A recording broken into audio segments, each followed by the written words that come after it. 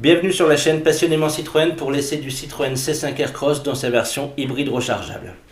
Plus d'un an après sa commercialisation, Citroën présente son premier véhicule hybride rechargeable avec le C5 Aircross, qui hérite d'une puissance de 225 chevaux en associant un moteur essence de 180 chevaux à un moteur électrique.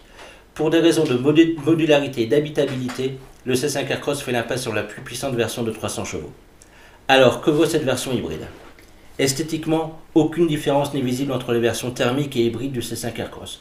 Tout au plus, des ponctuels colorés spécifiques, une trappe supplémentaire pour la recharge électrique et un rétroviseur central sans bord.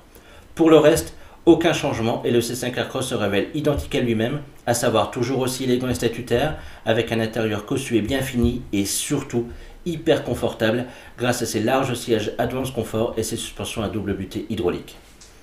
Deux types de jantes sont proposés sur le C5 Aircross, mais nous vous déconseillons les jantes de 19 pouces pour se concentrer sur celles de 18 pouces, déjà bien généreuses et qui garantissent un niveau de confort royal. Rouler tous les jours en C5 Aircross, c'est d'être dans une bulle où tout n'est que douceur. Les sièges Advance Comfort sont dignes d'un canapé. Les suspensions à double butée hydraulique sont exceptionnelles d'efficacité et gomment toutes les aspérités de la route. Ajoutez à cela une isolation au top et le C5 Aircross se transforme en bulle hermétique qui vous isole des bruits extérieurs. Mais dans cette version hybride, la douceur monte encore d'un cran.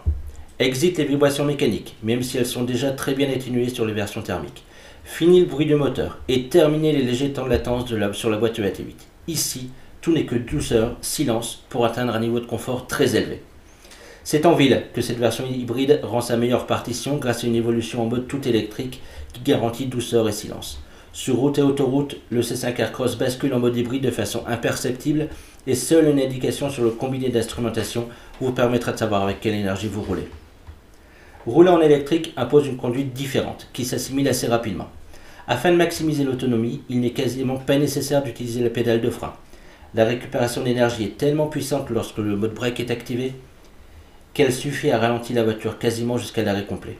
Rouler en hybride rechargeable implique aussi de recharger fréquemment, pour ne pas dire quotidiennement sa voiture.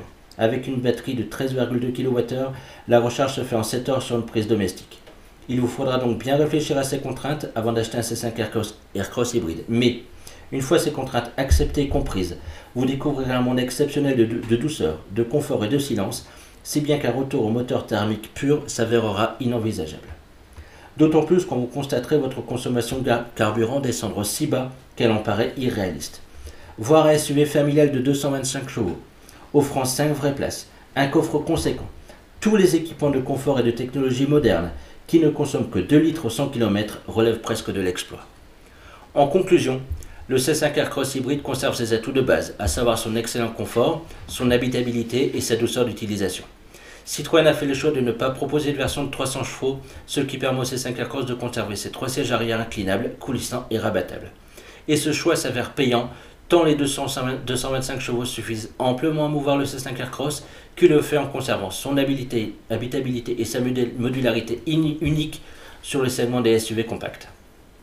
Au quotidien, le C5 Aircross reste ce véhicule agréable à regarder tant son physique est réussi et à utiliser car il s'avère ni trop grand ni trop petit pour offrir une habitabilité jamais prise en défaut tant aux places arrière qu'au coffre dont la capacité de 620 litres s'avère une des plus généreuses sur le segment, même si elle est légèrement réduite avec la suppression du double fond utilisé ici pour le câble de chargement. L'intérêt de cette version hybride est d'y apporter le silence et la douceur de l'électrique, en plus pour offrir un agrément réellement exceptionnel sur ce type de voiture. L'hybride rechargeable nous a conquis, en ce sens qu'elle permet une évolution au quotidien en électrique avec une autonomie suffisante pour assurer les déplacements journaliers, tout en permettant de faire de longues distances. Une technologie qui a son lot de contraintes, notamment par des recharges quotidiennes, sans que celle-ci soit véritablement gênante. C'est une habitude à prendre. Une technologie presque idéale donc, puisqu'elle associe le meilleur des deux mondes, thermique et électrique, une évolution au quotidien en électrique, tout en pouvant prendre la route de façon même improvisée, sans avoir à prévoir les arrêts de rechargement. Pour avoir toutes les infos sur Citroën, je vous donne rendez-vous sur le site Passionnément Citroën. A bientôt, salut!